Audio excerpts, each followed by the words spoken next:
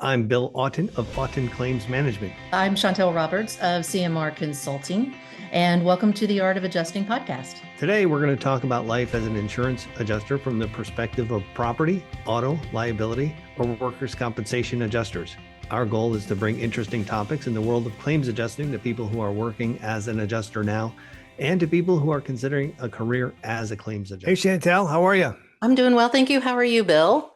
I'm good. I'm a little beat up and wore out from all the yard work we've been doing since the weather's finally changed here. Yes, and that leads, of course, right on into our topic, which is Memorial Day weekend Yeah. and everything that goes on with Memorial Day weekend, such as yard work. I believe we talked a little bit about lawnmowers last time. Yep. So we won't necessarily get into it this time, but excuse me, we all think that it is cool. It's Memorial Day weekend, we're having parties, we're out on the boat and blah, blah, blah, but nobody actually recognizes the hazards that are coming up with Memorial Day weekend until we get back into the office on Tuesday and we have a claim. hmm Yeah, we And know all about that. yes, and so we're going to be talking about, borrowing vehicles, our side hustles that we do, fireworks, like I said, boats. And one thing that I'm always really uh, conscious of is the host liability, social host liabilities. So I want to talk about that. Be sure to like, comment, subscribe, share, all of that because it helps the algorithm pick us up and share us with other people.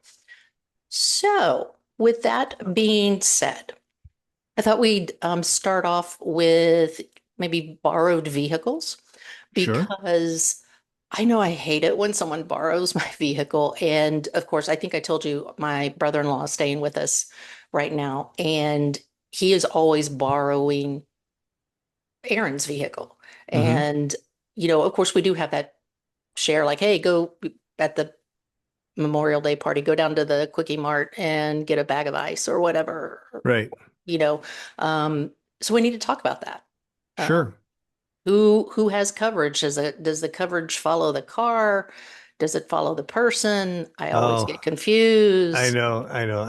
And I don't do enough auto to be Mhm, anything close to an expert on this mhm. anymore. But That has never stopped us in the past, though. right. I mean, So, all right. So let's lay out a scenario and talk it out. yeah. All right. So I'm over at your house, and you say, "Hey, take my car and go get a bag of ice," and I get in an accident that I cause. My auto policy certainly would come into play, I believe. Yours would as well, I believe. Mhm. But which would be primary?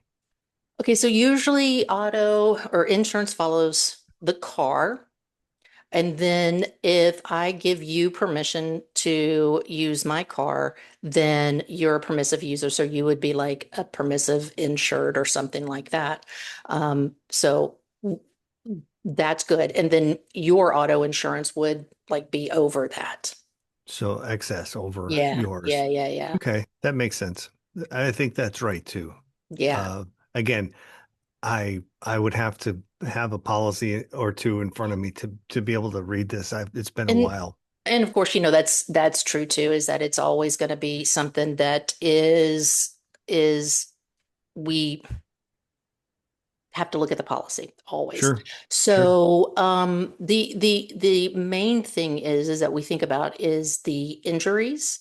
And one of the things that I tend to point out to people, uh, both as an agent, looking at it from an agent point of view of an accident, and both from an adjuster point of view, is that I know a lot of agents who have told parents, like, hey, you've got a 16-year-old who can drive now. We need to put them on their own policy because if we don't, that's really going to spike your policy way through the roof because, of course, 16-year-olds can't drive.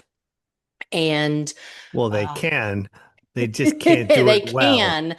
I guess they're able to drive. Now, whether they drive well or not is a whole different issue.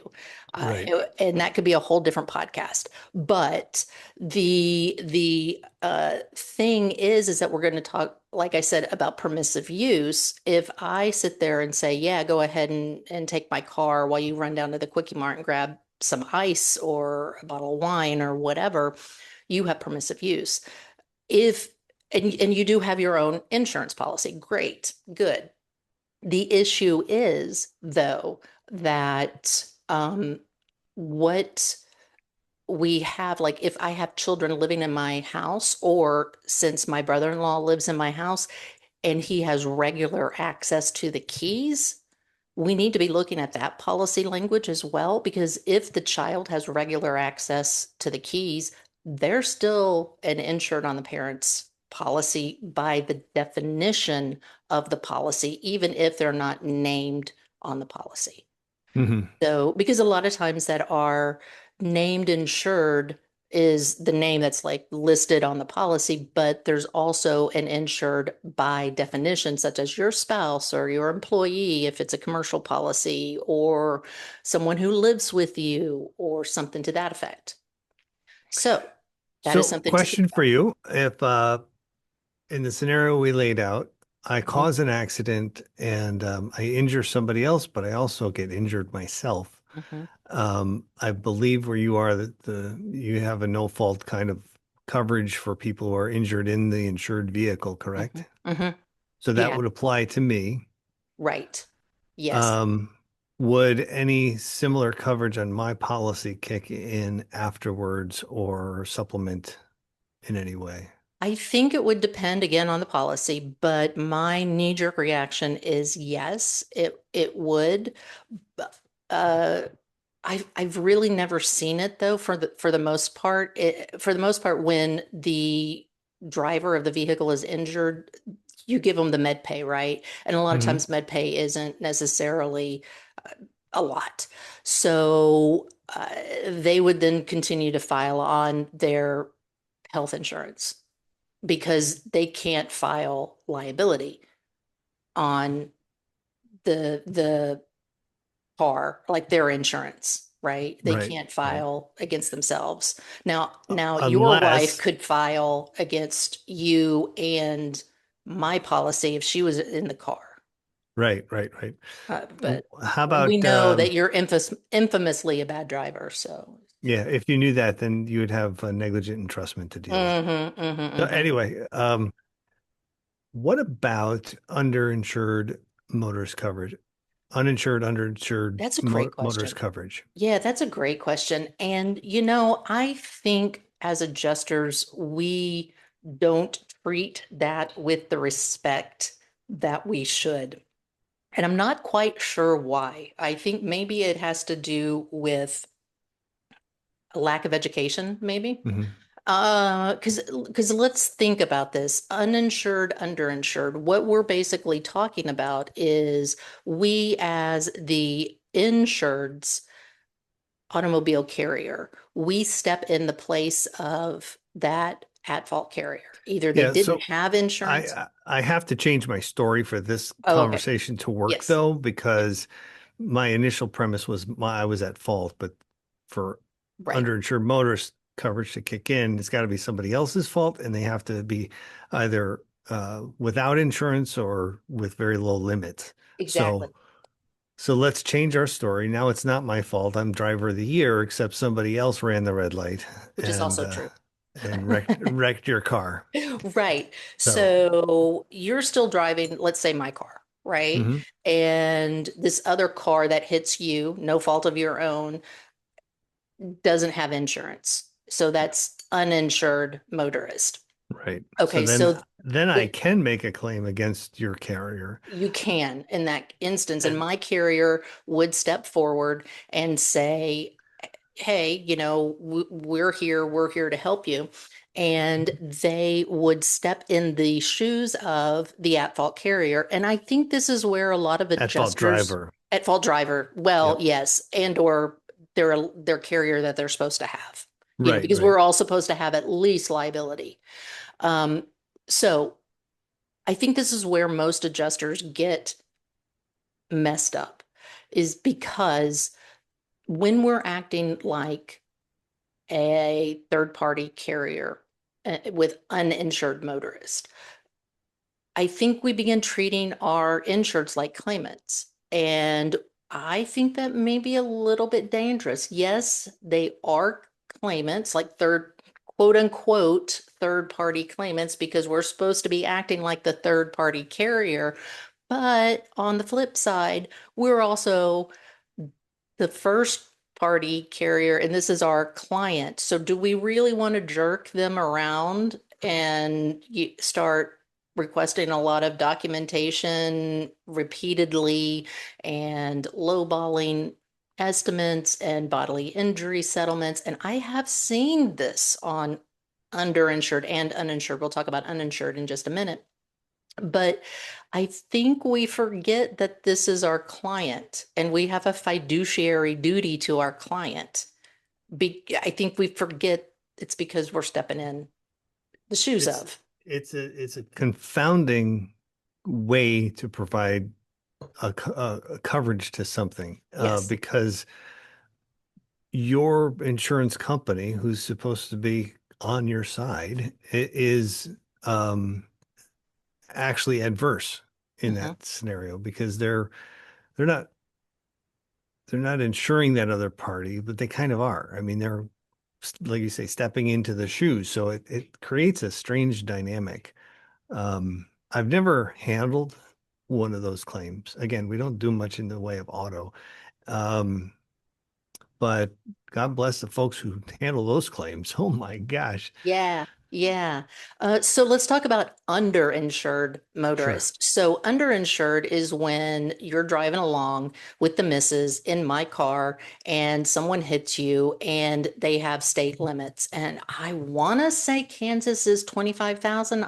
Don't quote me on that, but I want to say it's 25,000.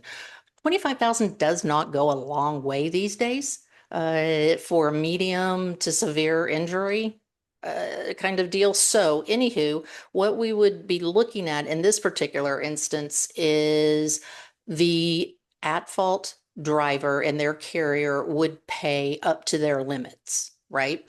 Yep. And that would be 25,000 in property damage or liability, both, who knows what they have, but I'm just going to say 25,000. Okay. Then you've got additional, let's say, medical bills. And then so you turn around and you would file a claim with my insurance company. And again, my insurance company would step in and, for example, let's say both of you and the missus injuries are 75,000. We take off that 25,000 and that would leave us 50 that my company would pay. Hmm. So that is the difference there. Uh, when adjusters, so you would take credit for whatever got paid. Adjusters, when you are thinking or looking at this and who's at fault and that sort of thing, you need to also think about the made whole statutes or rules, because a lot of times when we're pursuing subrogation, we can't get full recovery for the amounts that we've paid because our insured has to be made whole. So, for example, let's say it's just a regular everyday, like I get into a car accident, they're underinsured, Okay. right? So I get the $50,000, whatever. My insurance company wouldn't be able to subrogate against that other carrier. Because their limits are exhausted. Well, their limits are exhausted. Let me give you another example because yeah, we're sitting there going, okay, whatever. Let's say limits are $100,000. My damages are 75, but I have some things that aren't covered. I don't know what. We'll figure something out. Just we'll say, You were carrying an antique something in your car and it got destroyed and it's worth $25,000. right, okay, whatever. Yeah, that's it. Okay. So I've got a $25,000 property damage claim that wouldn't be covered under my auto for some reason. And so auto pays everything. And because the auto adjuster is like stepping forward for me, they're like, okay, look, I need the $1,000 deductible that Chantal paid. I need, the 75 for me, and then, the 25 for the antique, which would also go to Chantal because, um, I don't pay for it. And the limits for the at-fault carrier is 50. Well, obviously my damage at 75 and 25 for that antique are going to breach the limits. So the most that that carrier would be able to pay would be the limits, but my insurance carrier would have to take a pro rata because the at-fault carrier must pay me total Right. 100% before my insurance carrier can get money from their subrogation. That I makes hope that sense. I've made that sense because I know there's math and I've been trying to use small numbers, but it does get complicated. And Yeah, basically yeah. what I'm saying is pay attention to making your insured whole. Yes. Ask for the deductible at least Yeah. Yep. to be sent back to Interesting. the insured. Okay. And yeah, I think we've like multiple carriers involved. I think we've talked about all of that. Yeah. Uh So you've got here side hustle exposures. yeah. So when you talk about a side hustle, are you talking about something you do for an income, like you've got an Etsy shop in your basement, or you're mowing lawns for people, or what's Yeah. Yeah. yeah, And also I'm thinking like the Uber Eats sure. or the door dashing or whatever, because what we need to be remembering is that our personal auto only covers us for when we're driving our car for personal issues. Business issues are not covered. And for that, you would need to have either a commercial auto policy or a um, endorsement. I know some carriers offer an endorsement now for light use of the auto for a side hustle. So, and what the insured should be doing, hopefully, is keeping mileage logs or at least time logs when they're logged on to Uber or DoorDash or Lyft or whatever. I think that's pretty automated in their apps systems. But um, is it an assumption of mine that's correct that that carriers are offering endorsements on a personal auto policy for um, DoorDash and things like that? I have seen a few of them. Yeah, they're Uber. very, very limited for liability, and it's mostly liability. I don't think I've ever seen coverage for collision in that particular instance, but it's very limited. Like, I don't know. I don't even want to guess at the type of thing. Um, Well, another limit. a similar topic that we could probably do a whole episode on Mm. is the Airbnb and Verbo Mm-hmm. rentals. So those companies actually set up additional liability coverage for their customers to Yes, protect the owner of the property, in addition to whatever liability insurance they may already have. Do you know if DoorDash or Uber Eats offer another coverage they do. protection? They do. Okay. Yeah, That's yeah, they do. I have never seen one of their policies. And by the way, you know that Bill and I are coverage nerds. So if you have, redact the information. I don't need to know who it is, but send me the policy. I'd love to see it. I I I read insurance policies for fun. Sad, sad state of affairs. Anyway, yeah, Well, so we've seen the Airbnb and Verbo policies that are issued by a national carrier, and we actually deal with them all the time. oh cool. But we How don't. how are those done? Who's primary? I guess the whoever, like the Airbnb or the Verbo or whatever, is the primary. Yeah. So there's two different versions depending on who depending on what the rental vendor, if you want, whatever you call them, is. And one is uh, one functions as primary, and it will say that your homeowner's policy is excess only. We're primary, Mhm. and that makes it easy. Yeah. The other form that they have contains a really complex language about other insurance and what generally happens because most policies will say that they're excess over any other Mhm. policy. This one does too, but it also says some other things just in case for different coverage scenarios. But basically, you've got two forms that are mutually repugnant, so you wind up Doing like a pro rata, wouldn't pro you? rata, equal Mhm. share Yeah. kind of deal. Hmm. Um, but it's but the language in their policy, I think it says they'll only revert to 50/50. Okay. Yeah. Okay. So if the rental policy is $1 million and you have $500,000 in coverage, you would think that they would pay two-thirds of the loss and you'd pay a third. Hmm. But I think the way the language in that policy is written is that they share, that they're Okay. both co-primary, I think is the way it's written. Oh, interesting. Yeah. Interesting. Yeah.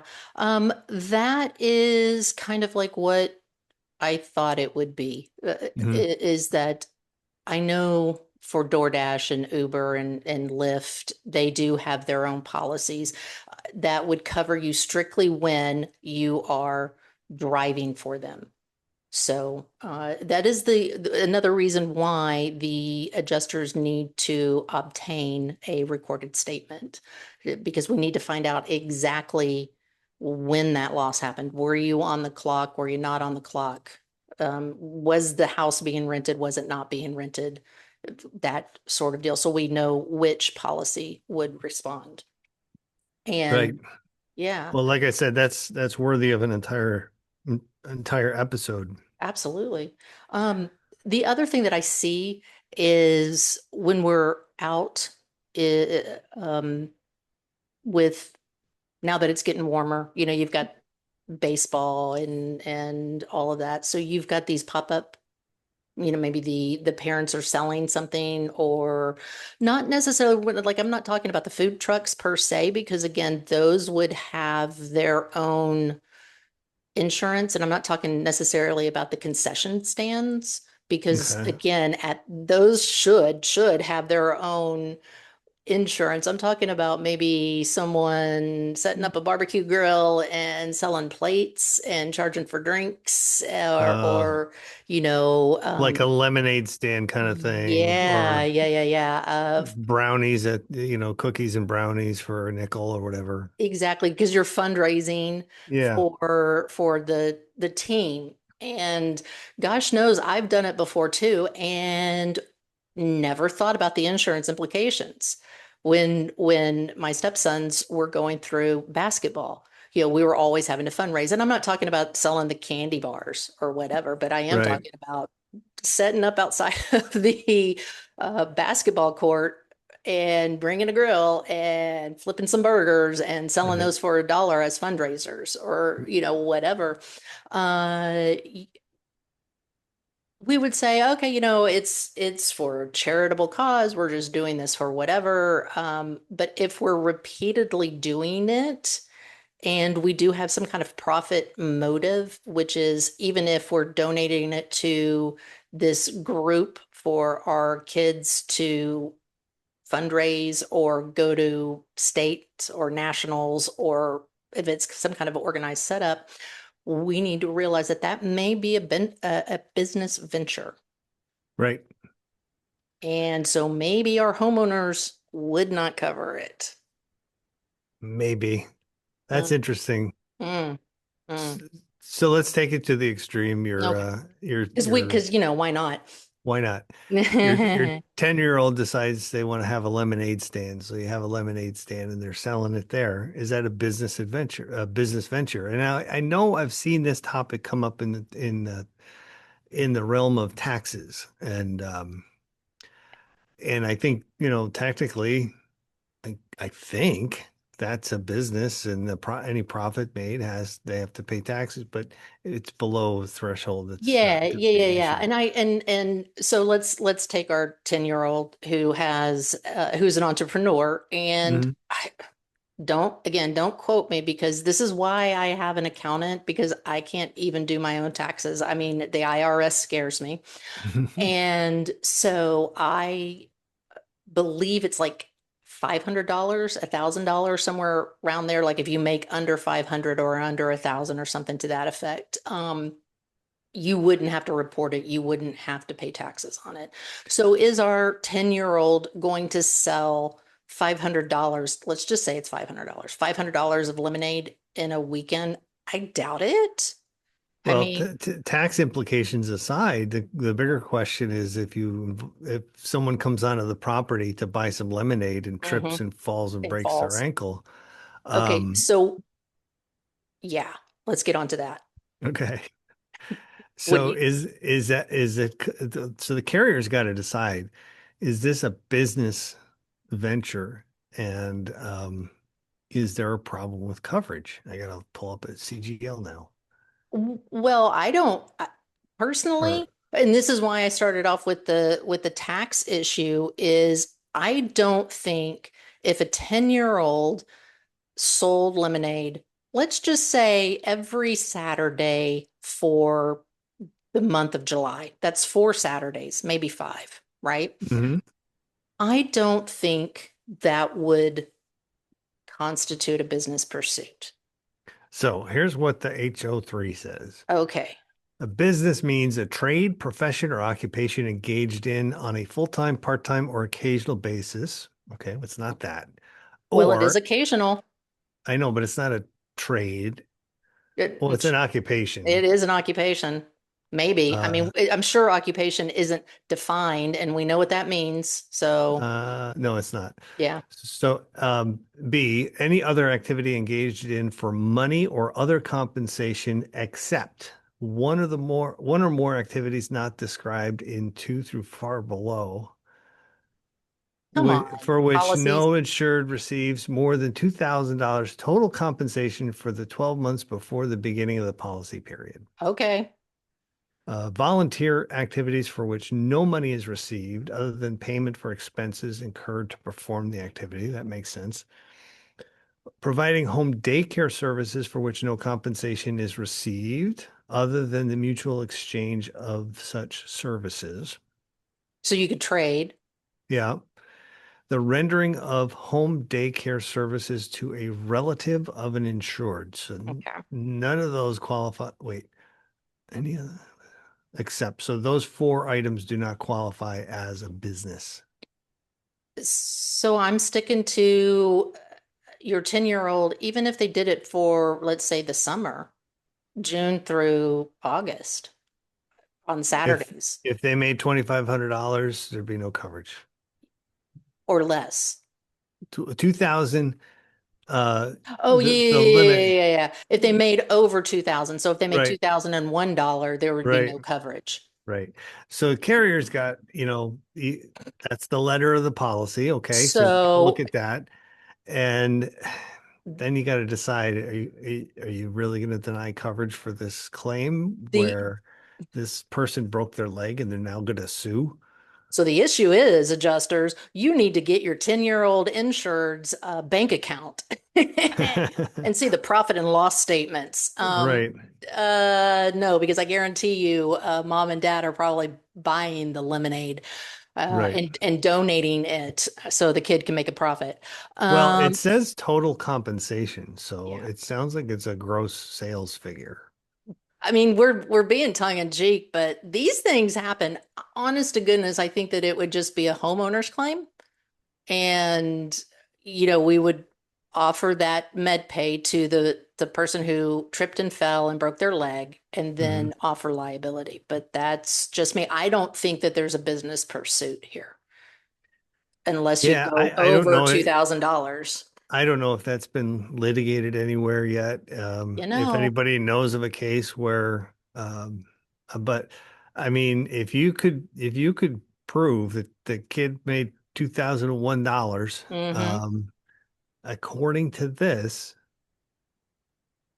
um, that would be a trade profession or occupation engaged in, yeah, yeah. So yeah. devil's in the details, I It, guess. it it is, and that's something that I know that we've repeatedly mentioned a lot of times. So Yeah, this would be something again that you would want to bring up in your recorded statements, both sure. with the parents and with the child, because FYI, if the child's a minor, you can't be doing a recorded statement without one of the parents or a guardian being there. So Yeah.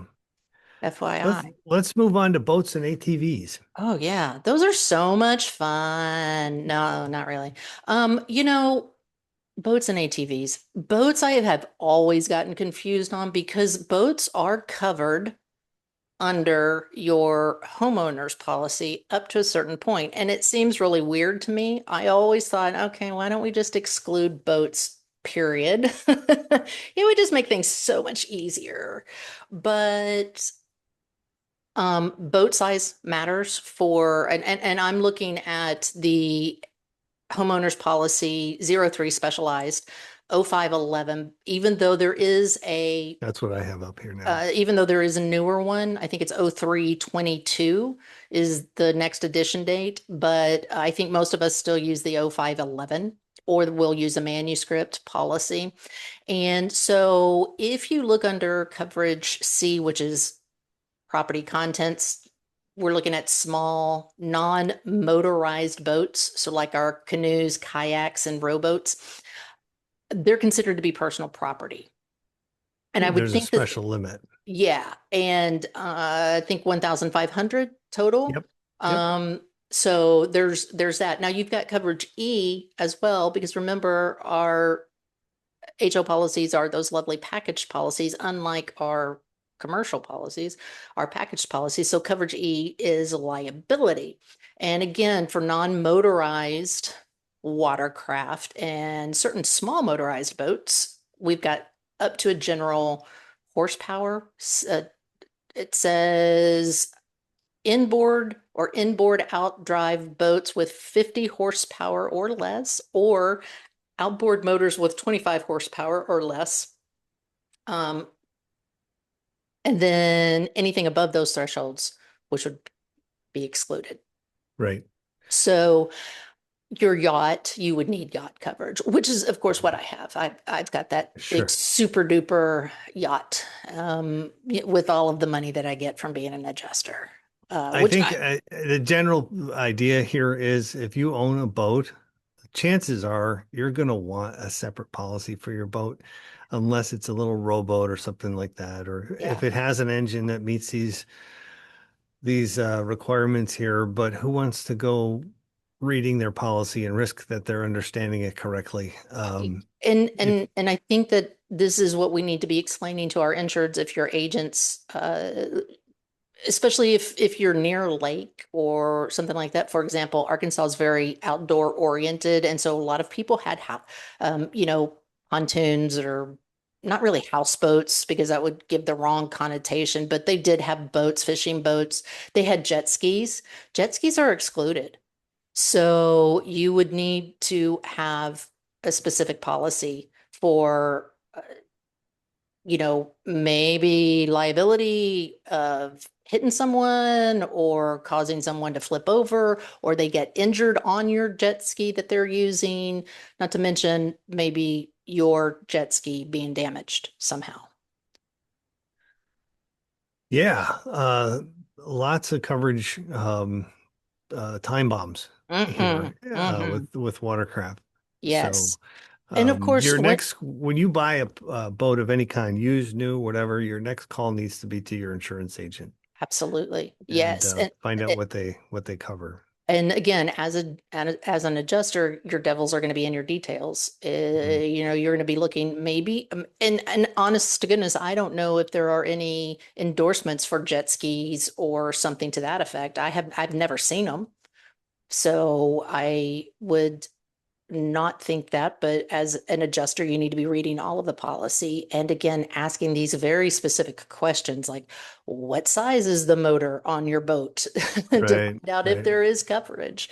And you're going to have different layers of coverage for who owns the boat. If you've got passengers and they're injured, The who, stakes can be really high yes, because somebody can get injured very badly in a boat accident. And and it's happened. if if there are coverage questions like this, it's going to be super important. Not you're going to have to ask the insured in a statement what the size of the motor is, but you're also going to have to go look at it yourself and Yeah. just verify what that is Hmm. and really do a deep dive investigation because there's a lot at stake. Well, And people die. if there's a $500,000 policy on the table here Mm, and you might owe it, it would be a shame if you lost coverage because of one of these conditions, mhm. or worse yet, that you lied about one of these things, you know. Yeah, and people die as a result of boating accidents. They fall off, they drown, and so there are going to be claims, and they will be expensive because now we're looking at what is the value of a life. And when we get liquor involved, Mm. that puts in a whole nother layer. And of course, everybody is drinking on the lake or on the river, or is that just in Arkansas? Yeah, it might be just in Arkansas. I don't know, but No, we. it's in New York too, I'm pretty Oh, sure. okay, okay, good.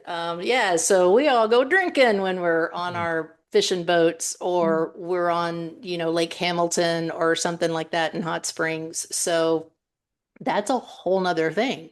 because then you have our social host liability. And like I said, that is a very big issue for me because I don't think our consumers know about it. And if our consumers don't know about it, I wonder if our adjusters necessarily know about it because we all know about liquor liability when it comes to a restaurant or a bar. Mhm. Like we can't overserve. Okay, great. But we have that same duty as a host when people are coming to our house and having a barbecue or they're on our boat and they're drinking or whatever. And what makes it even worse is when a guest over imbibes and they leave and they cause an auto accident. And I've actually worked those kinds of claims from a liquor liability standpoint. Um, it was very salacious. It was a uh, strip club, and the patron had killed someone. Mm. And it was a big deal. Like, did we over imbibe that person? Right. And it was an ugly, ugly, ugly claim. So we see that we see that when we see liquor liability, but we have that issue at our house too. And I don't think a lot of people know that. Right. Yeah, serious issue. But and that applies to boats, but also ATVs. Mm-hmm. And Yep. ATVs can be, used for recreation, and when they are, sometimes So alcohol is involved, unfortunately. And let's talk about the ATVs because yeah. those we call them four wheelers. Again, in Arkansas, we go mudding, Hmm. just driving around the deer camp or whatever.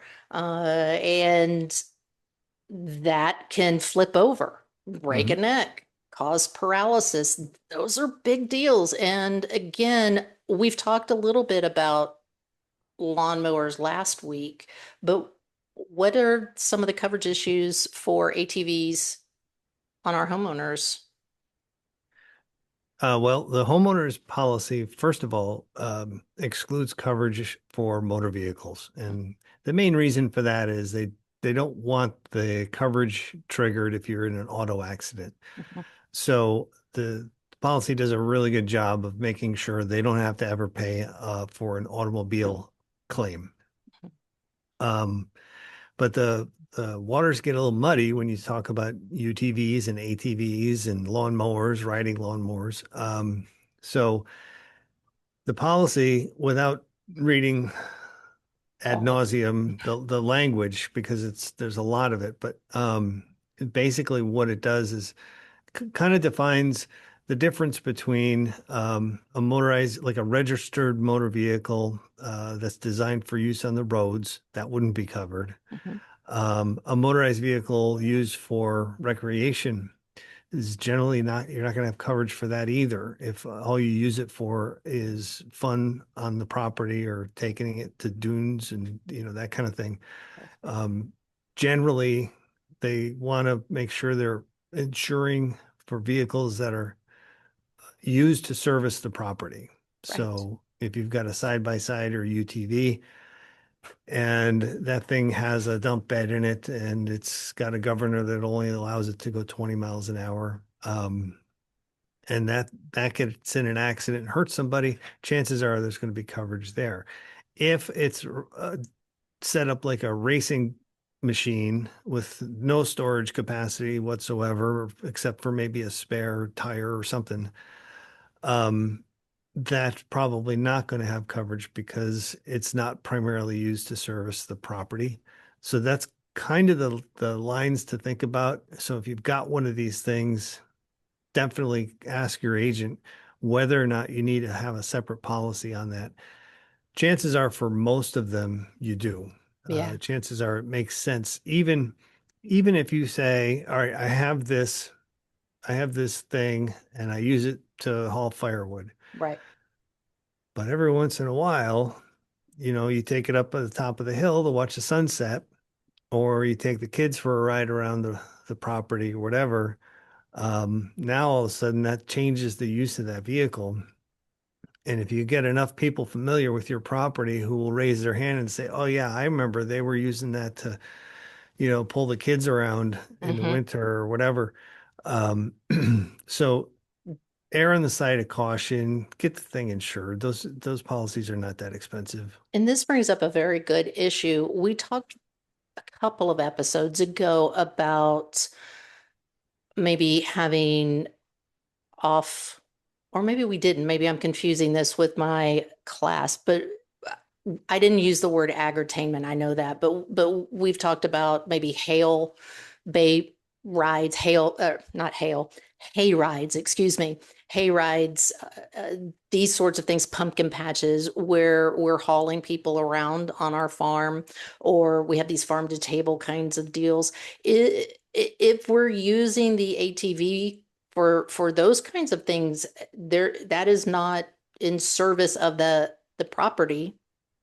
Right. That's a whole different thing. That's going to be a business pursuit. You may the insured may think that it's in service of the property because, hey, I'm paying or people are paying me so that I can pay rent or make a business or whatever, but it's to make a business, to make money so that I can pay rent or do whatever, pay the So mortgage. farm owners policies are really strange animals Oh. because they mix a lot of commercial exposures with your homeowner's policy. Hmm. And people look at farms and they look idyllic and the pastures and everything and the old barns and the livestock, beautiful, right? Pretty. But farms are dangerous places Yep. and they have some really industrial equipment that this stuff is huge. And the injuries that happen on farms are catastrophic. And when you mix the public with in that environment, you've got to take extra special uh, precautions. But not only that, but carriers need to understand that risk, you know. It's a very specialized kind of deal. Yeah. We work for a lot of small mutuals that made their way in this business by insuring farms only. Back in the 1800s, that's what they were initially designed to do. And they evolved over the years and created homeowners policies to get that kind of market. And what they did is they combined the homeowners with these add-on endorsements for farming. And what they wound up with today is that they've got this baby little homeowners policy insuring this great big old farm with, all kinds of equipment and hazards and risks and stuff. And that can be tricky. And there's a weird thing going on in agriculture now where the smaller farms are just kind of disappearing. Yeah, they're being bought up or they can't make it, so they're going bankrupt and that Yeah. sort of thing. Yeah. So unfortunately, it's kind of a problem that's sorting itself out, just because these farms are not functioning like they used to. They still have that same coverage, maybe don't really need all of it, but it's not a full-blown commercial policy like some of the big commercial outfits are. Anyway, that's my farming rant. Yeah, no, but it's a very important part to understand that if we're going to a farm to table kind of dinner or pumpkin patch, Christmas tree farm, um, The hay rides hay are a rides. huge, huge deal. Oh yeah. We have the sunflowers here, of course, in Kansas. So we Yeah. go to sunflower farms and they let us walk around when the sunflowers are all up right before they start harvesting them. Mm. You trip and falls, whatever. And then those insureds are selling jelly and jam and those sorts of things. And again, that's all business, even though their house is sitting less than 100 feet away. Mm. So that's not going to be covered under their homeowners. They're going to be needing a farm policy. And by the way, agri-tainment is usually not covered under the farm policy. So that's something that's going to need to be taken a look at. And of course, there's usually definitions for agri-tainment. And what that is, of course, what it sounds like is a combination of agriculture and entertainment, such as a farm to table, such as a hayride or the sunflower farm where we get to go walk around and have pictures taken in the sunflowers and that sort of thing. So, We had an um, interesting scenario a few years ago where we had insured a lot of crafters, people that would make wicker baskets and needlepoint, whatever they would sell it at these craft fairs. And the one risk came through, and they were doing soap, and the reinsurer with small mutuals, they rely heavily on reinsurance, and most of their like many of the large claims are mostly paid by reinsurance. They have a really small retention in the big scheme of things. So the reinsurer really dictates what they can and can't write. And the reinsurer came back and said, no, we're not doing soap. And the underwriter was really taken aback and kind of annoyed, and I said, well, soap has a lot of stuff in it, and they're mixing all these scents and chemicals in there to make them pretty or make them smell nice or whatever. And you get somebody who has an unknown allergy, yeah, that could go south pretty quick, yeah. because soap isn't just something that you just touch with your finger. You can It put it could be, all over. Yep. oh, You're supposed and to at you're least. supposed to, right? But so I understood it from a risk standpoint. She did not, but that's okay. We That's butted all heads a lot. But love you, Amy. right. The Another one that came up was lip balm. They were making Oh yeah. like some sort of, I forget, lip balm with honey or something like that. Hmm. But It's yeah. it's very easy to have that. It's also with the cream, like the buttercream and all that kind of stuff. So I would say when you're an adjuster, some of the takeaways that you need to be looking at is identifying who owned what, identifying who controlled what, who was using what, track our money flows, track how big a motor is or um, what the object was used for, like the ATV versus a boat versus, I don't know, our lawnmower, which we talked about Right. a couple of weeks ago. A Uh, dirt bike is almost never going to be oh covered yeah, liability yeah, or personal you're property. going to need something different. Was alcohol involved? Hmm. That's going to Right. be a fun one right there. Uh, Well, here's the thing, though, what people may not realize is that driving one of these things while you're intoxicated doesn't eliminate coverage. no, But no, what it can do is lead to something that's so bad that your policy limits are exceeded, right. and that's where things could get ugly. And that's makes a good point even about our auto claims, which we're not necessarily talking about. But if you, as the insured, are driving drunk and you have an accident, adjusters, just because the insured was driving drunk does not eliminate coverage. Yeah. Unless there's a specific endorsement that says if you're drunk, we don't cover Well, liability for that. But I no have never fault. seen that. Yeah, PIP coverage, no fault coverage here in New York.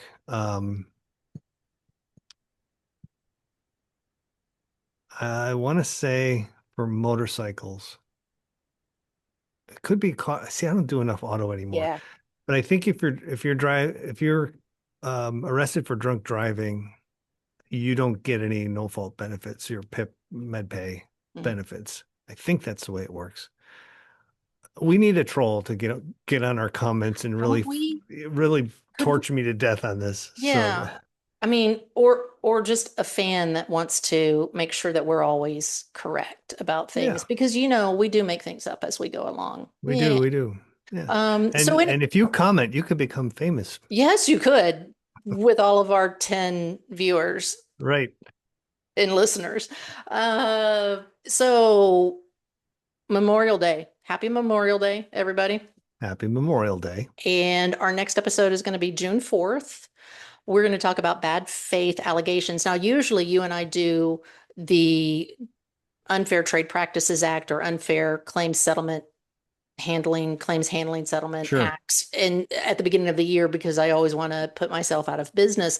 But what I thought we would specifically concentrate on this time is maybe the things that I see adjusters doing that maybe I can go, that's that right there. That's where we took a left turn, which is actually that way, left turn. So yeah, I thought maybe that would be a good thing. So when you see yourself doing that, you're like, oh, hey, self, I need to back up off of that. And So this is an episode on the mistakes adjusters make. yeah, yeah, not Oh, necessarily how to avoid them, but maybe these are the mistakes that I see, and so let's avoid them and put me out of that business. one's gonna give me agita. Oh, why is that? Oh, I'll be putting myself under a microscope. Ah, okay. But you always do everything correctly, That's so true. That's true. there's So there's no no need. worries there. Yeah, no worries there. Okay. Well, we will see you in 2 weeks then, yeah? Yes, ma'am. Okay, bye. Bye bye. Thanks for joining us on the Art of Adjusting podcast, where we talk about life as an insurance adjuster. If you enjoyed this podcast or this episode, please give us 5 stars and a review. It does help the algorithm pick us up. Hit that subscribe button real quick and tell all of your adjuster friends to check this out as well. For independent adjusting services, go to www.auten.claims. And for anyone interested in working as an independent liability adjuster, go to the Contact Us tab to join our roster. In the meantime, you can contact me at theartofadjusting.com for consulting and training purposes.